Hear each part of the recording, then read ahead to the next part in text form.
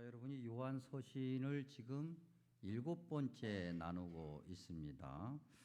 오늘은 3장 11절에서 24절 말씀인데 우리가 11절 들어가기 바로 직전 10절 말씀 한번 확인하고 말씀을 나눠야 될 것 같습니다. 10절에 보니까 이러므로 하나님의 자녀들과 마귀의 자녀들이 드러난다 그랬습니다. 그리고 무릇 의를 행하지 아니하는 자나 또는 그 형제를 사랑하지 아니하는 자는 하나님께 속하지 아니하니라 그랬습니다. 하나님의 자녀와 마귀의 자녀들로 구분하고, 그 다음에 하나님의 자녀는 의를 행하는 자겠고 형제를 사랑하는 자겠고 하나님께 속하는 자겠죠. 반대로 마귀의 자녀들은 의를 행하지 않는 자겠고 형제를 사랑하지 않는 자고 하나님께 속하지 않는 자, 악을 행하는 자다. 그렇게 나눌 수 있습니다. 그러니까 구분하고 그 다음에 그렇게 구별되어야 한다. 그게 10절의 말씀이죠. 그리고 이제 11절 이하에서부터 그렇게 구별되어야 되는데, 저와 여러분이 하나님의 자녀로서 구별되었고 구별된 삶을 살아야 되고 구별된 결과를 만들어야 되는데, 그 구체적인 행동이 무엇인가, 그것을 이제 우리가 11절 이하에서 확인해 보고자 하는데, 요한서신이 생각보다 한 번에 읽을 때 팍 눈에 들어오지 않는다고 그랬어요. 그래서 이렇게 구절 구절은 알겠는데 이게 무엇을 말씀하시려는가 한눈에 딱 들어오지 않기 때문에 우리가 크게 한 3가지 정도만 선택해서 말씀을 나눠보고자 합니다. 하나님의 자녀로서 구별된 자로서 구별되기 위한, 그리고 구별된 결과를 만들기 위해서 무엇을 해야 되는가. 첫 번째 보니까 12절에 기록되어 있는데 가인같이 하지 말라 그랬어요. 가인같이 하지 말라. 그러면 가인 같다는 건 무엇일까? 12절 후반부에 보니까 이렇게 기록하고 있죠. 자기의 행위는 악하고 그의 아우의 행위는 의롭다라고 생각을 한 거예요. 누가? 가인이 보기에 하나님이 그렇게 보고 계신다는 거죠. 그리고 뒤집어서 얘기하면 가인은 뭐라고 생각하는 거예요? 내가 의로운데 왜 제가 의로운 거야? 내가 뭘 잘못했다고? 나는 굉장히 열심히 이렇게 예배도 드리고 있고, 가인이 생각하기에 아벨보다 내가 못난 것이 무엇인데? 라고 생각한다라고 하는 거죠. 자기 의로움을 얘기하는 거예요. 내가 문제가 없다는 거죠. 우리가 종종 이런 말씀 나올 때마다 확인해 봐야 될 것이, 우리가 일반적으로 살다 보면 이런 얘기를 하곤 합니다. 아유, 사람들이 왜 그런지 모르겠어 라는 말 할 때 있죠. 들을 때도 있고. 그거 살짝 뒤집어 놓고 얘기하면 다른 사람들이 왜 그런지 모르겠어? 나는 안 그러는데, 그 얘기잖아요. 나는 문제 없다는 거거든요. 세상이 또 교회를 향해서 얘기합니다. 아니, 교회 다니는 사람들이 왜 그래? 그 얘기는 바꿔 얘기하면 세상, 즉 교회 안 다니는 사람들이 교회 다니는 사람들보다 조금은 낫다는 얘기잖아요. 뭐가 우리는 문제가 없는데 쟤네들은 왜 이렇게 문제가 많을까라고 하는 거거든요. 심지어는 교회 다니는 사람들끼리도 이야기하죠. 아유, 장로님이 왜 그래? 권사님이 왜 그래? 집사님이 왜 그래? 심지어는 목사님이 왜 그래? 왜 그런지 모르겠어. 그 순간 내가 적어도 그보다는 훨씬 더 우월하다는 얘기예요. 자기 의로움. 자기 의로움이 가득한 것, 그것을 뭐라고 얘기하냐면 가인 같다라고 성경은 얘기하는 거죠. 100번 1000번 양보해서 우리가 뭐 그렇게 말하지 않습니까? 겸손하게 표현하기를, 나도 뭐 그렇게 썩 훌륭하지는 않지만 그래도 그 사람보다는 또는 너보다는 낫다라고 말하는 그 순간 나의 의로움이 앞서고 있다. 근데 이렇게 자기 의로움을 은연중에 강조하는 이유가 무엇일까? 가인을 예를 등해서 보면은 하나님을 바라보지 않기 때문에 그런 거죠. 하나님을 바라보고 하나님께 집중하지 않는다고 하는 겁니다. 하나님을 바라보고 하나님께 집중하면 우리는 저절로 어떤 생각을 하게 되냐면, 나 같은 놈이 뭔데 이렇게 나 같은 자에게 은혜를 주셔서 하나님의 자녀로 천국 백성으로 살아갈 수 있게 하실까? 오히려 감사와 겸손을 나타낼 건데, 하나님을 바라보지 않기 때문에, 하나님이 아닌 사람을 바라보고 사람에게 집중하기 때문에 자기 의로움이 튀어나오는 거죠. 가인이 하나님을 바라본 것이 아니라 아벨을 바라봤고, 하나님께 집중하는 것이 아니라 아벨에게 집중하니까 자기 의로움이 튀어나온 거예요. 근데 자기 의로움이 인정받지 못하거든요. 그러니까 뭐가 생겨요? 질투가 생기는 거죠. 여러분, 우리가 다 질투를 느껴보기도 하고 질투를 해보기도 했는데, 질투할 때 마음이 평안합니까? 짜증납니까? 평안해요? 짜증내요? 아우, 평안한데 아우 질투나. 그런 사람은 아무도 없죠. 예, 짜증나는 거예요. 그러니까 질투는 곧 무엇으로 이어지냐면 분노로 이어져요. 그 다음에 그 분노가 종이 한 장 차이로 그 다음으로 넘어가게 되는데, 그게 뭐냐면 살인으로 가는 거예요. 15절에 보니까 미워하는 자는 다 살인한다 그랬어요. 미워하는 순간 살인하는 것은 아니지만, 미워하는 순간, 즉 질투와 분노를 일으키고 사랑하지 못하는 순간 우리는 살인과 종이 한 장 차이의 가까움으로 나가게 되는 거예요. 자기 의로움이 이 정도로 위험한 거죠. 근데 사실 이런 자기 의로움, 질투, 분노, 살인, 이런 모든 것들 밑바탕에는 뭐가 있냐면 열등감이 있는 거예요. 열등감. 결국 자기 스스로 잘난 체하고 내가 대단한 것처럼 얘기하지만 자기 스스로 못났다는 것을 얘기하는 거예요. 정말 잘난 사람은 겉으로 잘났다고 말해요, 안 해요? 안 해도 다 알아. 안 해도 그 사람이 잘난 것 남들이 다 알아요.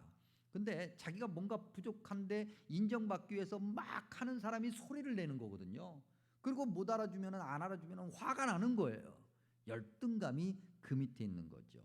만약에 가인이 하나님만 바라봤다면, 하나님께 집중했다면, 아까도 우리가 얘기한 것처럼 자기 의로움도 없을 것이고 겸손함과 은혜의 감사함으로 그렇게 열등감에 사로잡히지 않고 나 같은 사람이 하나님의 은혜를 받았으니 너무너무 행복하다라고 하는 자존감이 높아져서 하나님이 원하시는 일을 해 나갔을 것이다. 근데 그러지 않았다는 거죠. 그러니 하나님의 자녀라고 한다면 가인 같은 마음은 버려야 되겠다. 그러면 하나님의 자녀라고 한다면 가인을 버렸으니 무엇을 가져야 될까? 아벨 같아야 되겠다는 거죠. 아벨. 아벨 같아야 된다? 억울하잖아요. 아벨 입장에서 생각하면 내가 뭐 잘못했다고, 그저 하나님께 예배 드린 것 뿐인데, 하나님께 예물 드렸을 뿐인데 괜히 가인에게 미움받아서 그냥 죽임을 당한, 억울하단 말입니다. 억울해요. 그런데 하나님의 자녀는 가인 같지 않고 아벨 같아야 된다고 말한다? 이게 무슨 말일까? 아벨이 얘기하는 거죠. 왜 내가 미움을 받아야 돼? 여러분, 그런데 13절에 보니까 세상이 너희를 미워하여도 이상히 여기지 말라. 바꿔 얘기하면 당연한 거다.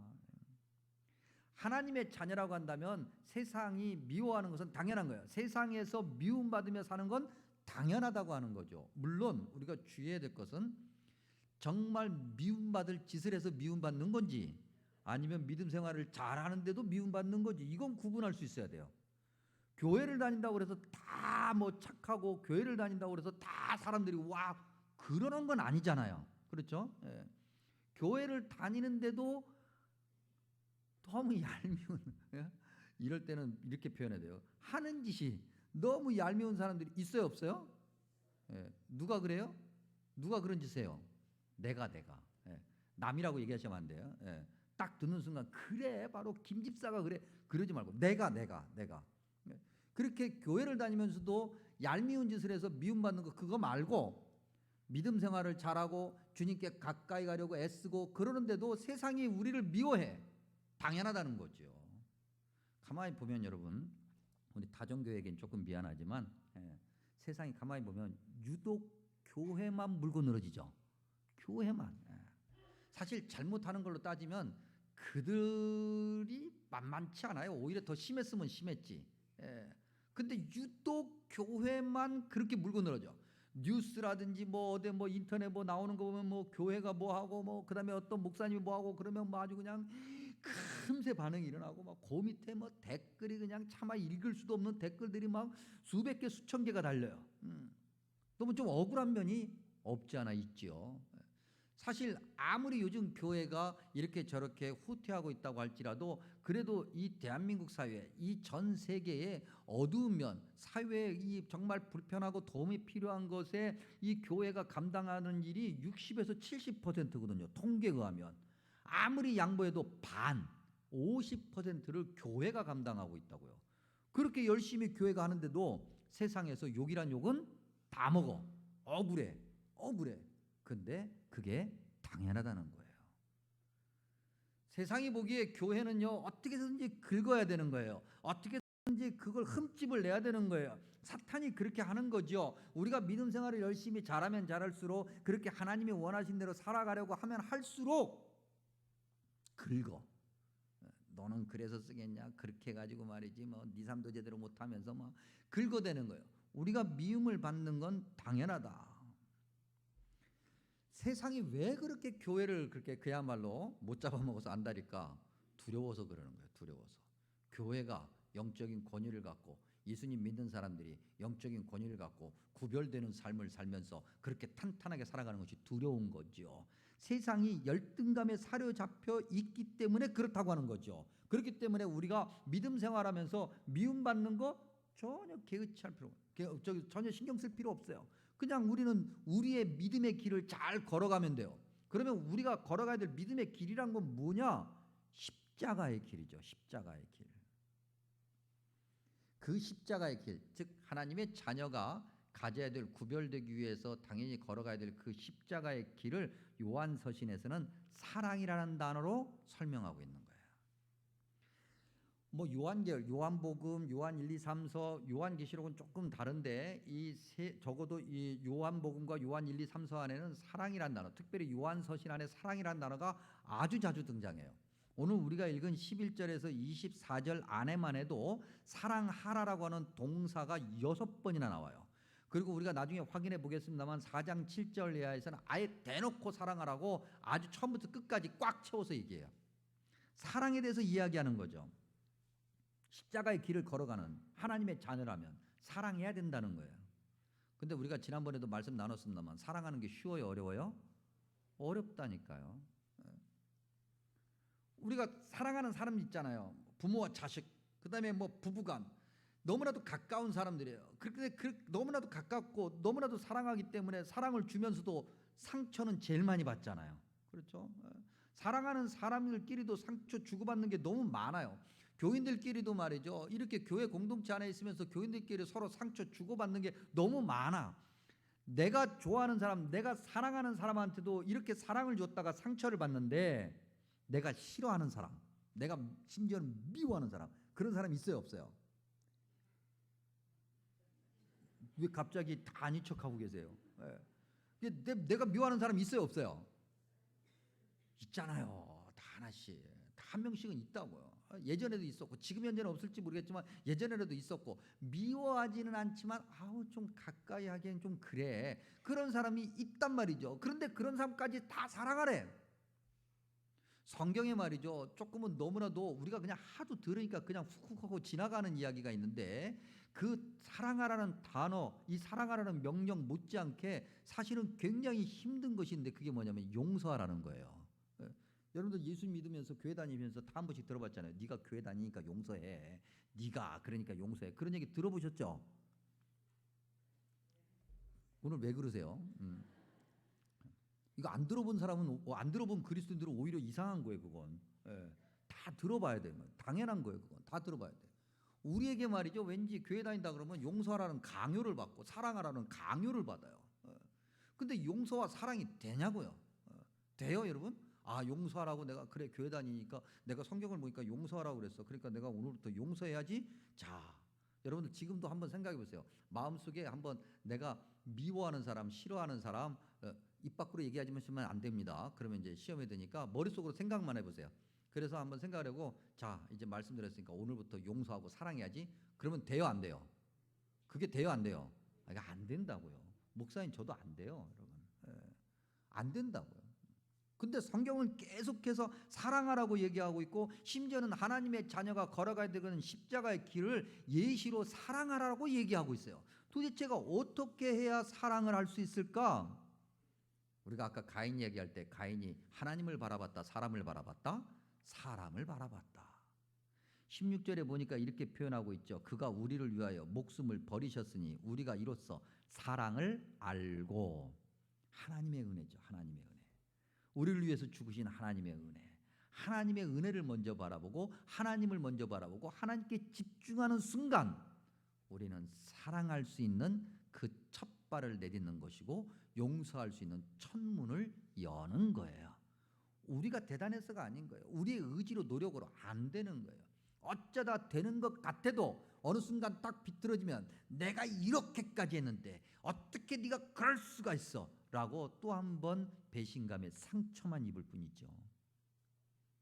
하나님만 바라보면 사람이 보이지 않는 거지요. 그러니 사람을 바라보지 않기 때문에 뭐 상처받을 일도 생각보다 별로 없고 사람에게 기대하지 않으니까 그렇게 크게 실망할 일도 별로 없고 하나님만 바라보면 생각보다 사람과의 관계에서 복잡한 것들이 많이 사라져가는 거예요.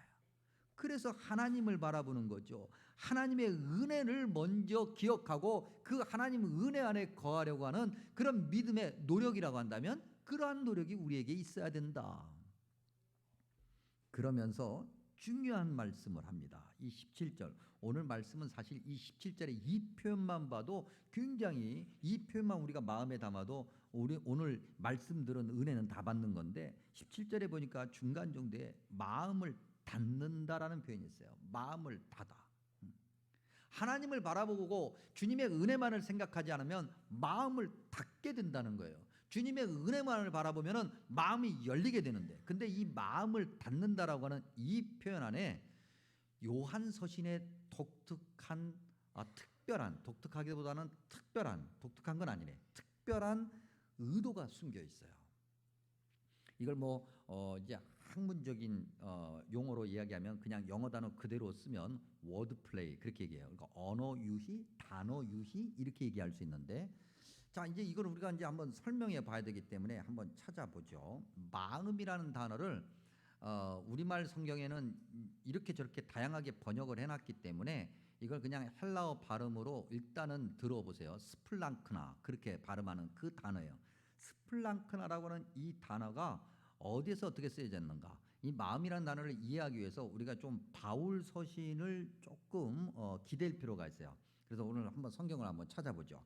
여러분들 빌립보서 한번 보시겠어요? 빌립보서 제가 가지고 있는 성경으로 318면 여러분들이 대부분 한번 그 정도에 있을 거예요. 빌립보서 1장 빌립보서 1장에 8절에 보면 자 신약성경 318면 빌립보서 1장 8절에 이렇게 기록되어 있죠. 내가 예수 그리스도의 무엇으로?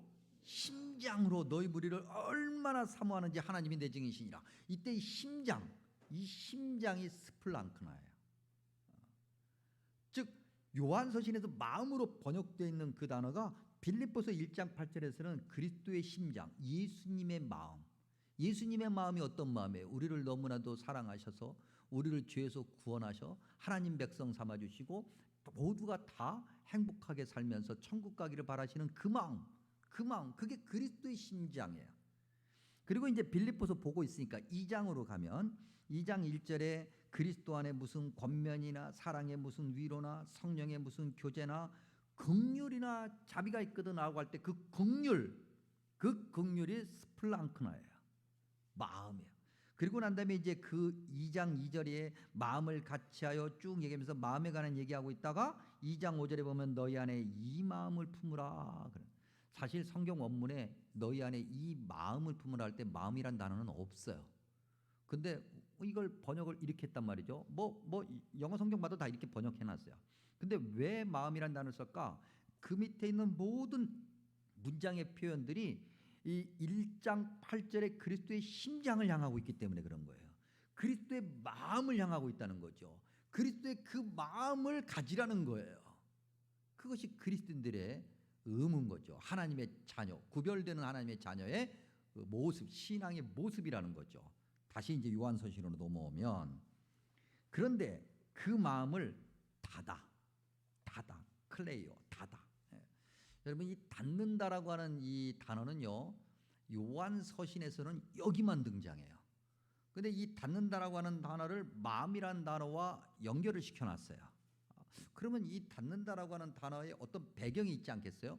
요한계열 안에서 그 배경이 뭘까? 그건 요한계시록에서 찾을 수 있어요. 요한계시록도 한번 볼까요? 요한 1, 2, 3 그 다음에 요한계시록이죠. 요한 1, 2, 3 그 다음에 요한계시록이에요. 자, 요한계시록 3장 7절 한번 보죠. 요한계시록 3장 7절에 자, 빌라델피아 교회를 향해서 하는 이야기인데 빌라델피아 교회의 사자에게 편지하라. 거룩하고 진실하사 다윗의 열쇠를 가지시니 곧 열면 닫을 사람이 없고 닫으면 열 사람이 없는 그가 이르시되 천국의 문을 열고 닫는 거잖아요. 그때 닫는 것이 이 단어예요. 그리고 난 다음에 이제 조금 더 나가서 3장 8절에 보면 볼지어다 내가 내 앞에 열린 문을 두었을 때 능히 닫을 사람이 없으리라. 내가 내 행위를 아노니 내가 작은 능력을 가지고서도 내 말을 지키며 내 이름을 배반하지 아니하였도다. 즉 작은 것을 가지고 하나님께 충성하여서 그렇게 열심히 했더니 천국 문이 열렸더라. 닫히지 않고 열렸더란 얘기잖아요. 누구를 향해서? 그렇게 한 너를 향해서. 다시 이제 요한서신으로 올까요? 뭘 얘기해요? 마음을 닫는다라고 하는 것은 그리스도의 심장을 가지지 않는다는 얘기예요. 그리스도의 심장을 가지지 않으면 그런 사람에게는 천국 문이 열린다, 닫힌다? 닫힌다. 가만히 보면 조금 이따도 우리가 다른 표현 또 한번 통해서 확인해 보겠습니다만 성경은요 확실할 때는 분명하게 얘기해요. 냉정해요. 우리가 생각하는 뭐 적당해 그런 거 없어요. 아주 냉정하게 그렇게 신앙생활하면 하나님의 자녀다운 그런 마음 갖지 않고 그렇게 살면은 천국문 너한테는 닫힐 거야 경고하고 있는 거죠. 자, 그러면 이제 우리가 마음을 연다라고 하는 것을 구체적으로 예를 들어보죠. 여전히 사랑한다, 용서한다라고 하는 이 무거운 표현이 우리에게 있는데 도대체 이 마음을 여는 것과 사랑하고 용서하는 것은 어떻게 연결이 되고 어떻게 받아들여야 될까?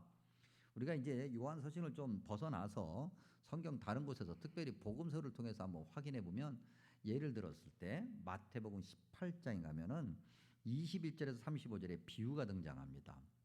여러분들이 잘 알고 있는 내용이에요. 어떤 사람이 10,000달란트를 빚졌어요. 10,000달란트, 달란트는 화폐 단위예요. 10,000달란트를 빚진 사람이 있었는데 이 사람이 너무 고민이 되니까 그 주인이 딱한 사정을 알고서는 뭐라고 얘기하냐면 10,000달란트 그래 알았어 내가 탕감해 줄게. 큰 은혜를 받았어요. 그리고 이게 큰 은혜를 받은 그 사람이 이제 다시 집으로 돌아오다가 어떤 사람을 길에서 만났는데 그 사람이 누구냐면 자기에게 100데나리온을 빚진 사람이에요.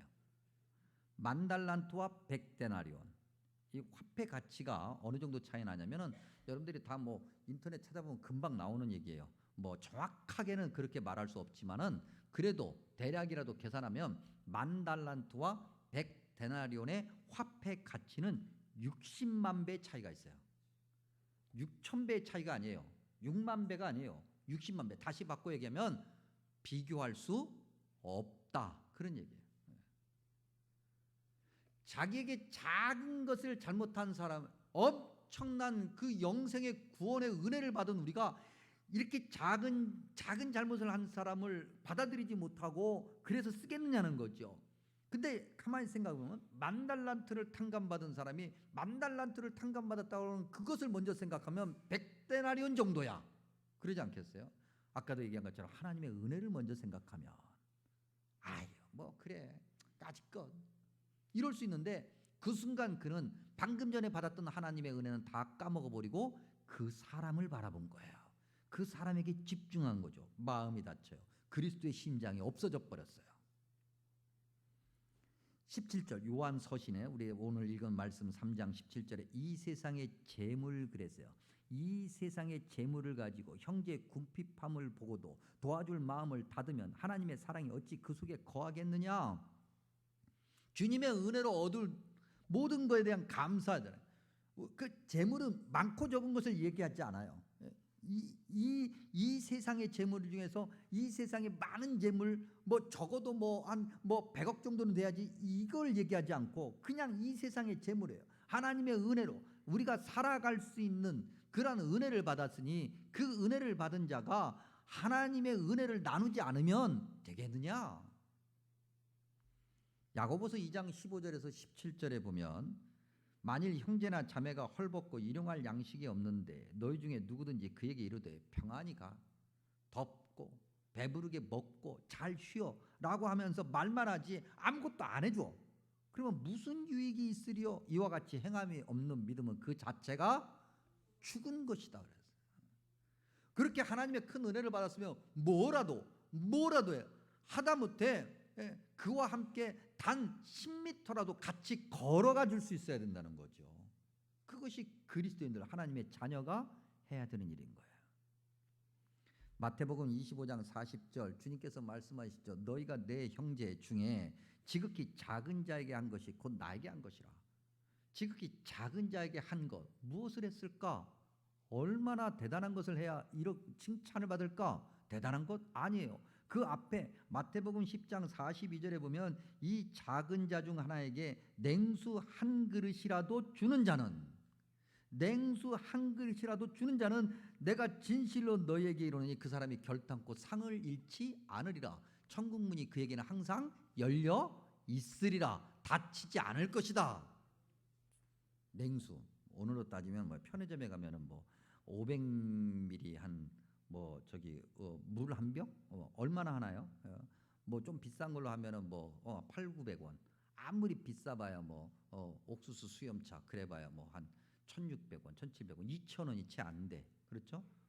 그 뭐 커스코에 가면은 뭐 저기 코스트코에 가면은 저 미안합니다. 그 발음을 또 쓸데없이 굴려가지고 한영아 미안해. 괜히 영어 발음했다고 또 혼내지 말아라. 뭐 그래봐야 뭐 한 200원 전부 다 사면은 그렇죠? 200원 그런 거. 주님이 우리에게 말씀하시기를 뭐 그래 너 한 100억 원 해야지. 야 겨우 그 정도 해가지고 너 뭐 1,000만 원 1억 어디 그게 돈이야? 길 가도 다 누구나 한 번씩 죽는 게 그 1억인데 이렇게 얘기하시지 않는다. 마음을 연. 내가 그렇게 큰 은혜를 받았는데 주님께서 내게 그렇게 좋은 것을 주셨는데 영원한 생명을 주셨는데 내가 하나님의 자녀다워야지. 그래 이직은 해야지. 이렇게라도 해봐야지. 주님이 원하시는 거라는 거죠. 18절에 우리가 말과 혀로만 사랑하지 말고 행함과 진실함을 하자. 그런데 여러분 18절 앞에 16절 후반부에 중요한 표현이 하나 더 있어요. 우리도 형제들을 위하여 뭘 버려요? 목숨을 버리는 것이 마땅하다 그랬어요. 그러니까 우리가 하나님의 자녀로서 하나님의 은혜를 받은 자로서 그렇게 살아가야 되는 우리의 믿음의 모습은 어떻게 해야 되는 거예요? 목숨 걸고 행함과 진실함으로 하는 거예요. 적당히 하는 게 아니에요. 우리가 믿음 생활할 때 늘 우리는 뭐 이 정도로 뭐 내가 뭐 최선을 다했으니까 뭐 이 정도면 되지. 우리가 왜 선을 그어요? 주님은 뭐라고 말씀하세요? 목숨을 걸으라고 그러잖아요. 세상이 미워해 목숨을 걸면은 세상이 미워하는 거 아무 상관없어요. 내 것을 다 준다 할지라도 목숨을 거는데 목숨과 바꿀 수 없는 은혜를 우리가 받았는데 너무나도 비교할 수 없는 은혜를 받았는데 목숨을 다 내어놓으시는 주님의 은혜를 받았는데 그 목숨 뭐 하나 못 내면 내놓는 거죠. 죽을 각오를 하고. 그러니까 예수님 믿으면 여러분 이렇게 믿으면 안 돼요. 죽을 각오를 하고 믿어야 되는 거예요. 말씀대로 사는 건 죽을 각오를 하고 하는 거예요. 우리가 지난주에 말씀 부흥에 은혜 받았어요. 우리 교우들이 참 은혜 받은 것이 보여요. 그리고 난 다음에 가만히 있으면 아무 소용이 없어요. 그 들은 말씀, 은혜 받은 말씀을 목숨을 걸고 행동으로 실행하려고 하는 거예요. 그때 하나님께서 치해 주시고 능력 주시고 위로해 주시고 그리고 그 열린 마음에 천국의 큰 복을 부어 주시고 천국 문을 활짝 열어서 우리를 반겨 맞이해 주시는 거죠. 하나님의 자녀 가인 같지 말라고 그랬습니다. 자기 의름에 빠지지 말라는 거예요. 아벨 같아야 된다. 세상이 미워해도 오직 주님만을 바라봐야 된다. 그 길 십자가의 길을 가라. 하나님의 은혜서부터 시작하는 것이다 그랬어요. 그리고 요한 1, 2, 3서 전에 이미 요한복음에서 이 말씀을 강조해 놓은 것이 있습니다. 그게 요한복음 13장 우리가 잘 알고 있는 34절과 35절 말씀인데 읽어드리면 새 계명을 너희에게 주노니 서로 사랑하라. 내가 너희를 사랑한 것 같이 너희도 서로 사랑하라. 너희가 서로 사랑하면 이로써 모든 사람이 너희가 내 제자인 줄 알리라. 아멘. 기도합니다. 좋으신 아버지 하나님 감사합니다. 오늘도 귀한 말씀 듣게 하셨으니 그 말씀대로 살아갈 수 있게 하여 주시옵소서. 세상 바라보지 않게 해 주옵소서. 하나님만 바라보게 해 주옵소서. 사람 바라보지 않게 하옵소서. 주님만 바라보게 해 주옵소서. 아버지 하나님 주님의 은혜 앞에 감사하여 우리의 마음을 세상을 향해서 열고 주님의 은혜를 나누게 하여 주옵소서. 천국 가는 그날까지 주님 백성답게 주님의 자녀답게 잘 살아가게 하여 주옵소서. 예수님의 이름으로 간절히 기도하옵나이다. 아멘.